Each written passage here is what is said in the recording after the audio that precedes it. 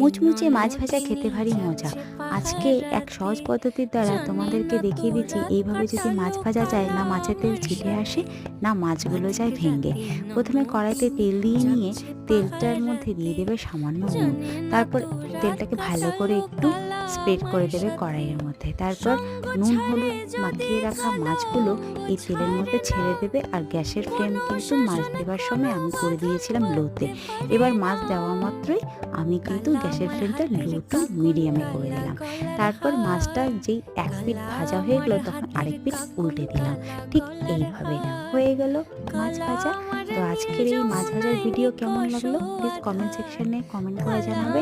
আর ভিডিওটি ভালো লাগলে তো কোনো কথাই নেই, লাইক করে দেবে আর বন্ধুদের সঙ্গে শেয়ার করে দেবে। আবার দেখা হবে নেক্সট ভিডিওতে। ততক্ষণ ভালো থেকো, সুস্থ থাকো, দেখতে থাকো Deepa's food blog. Bye bye.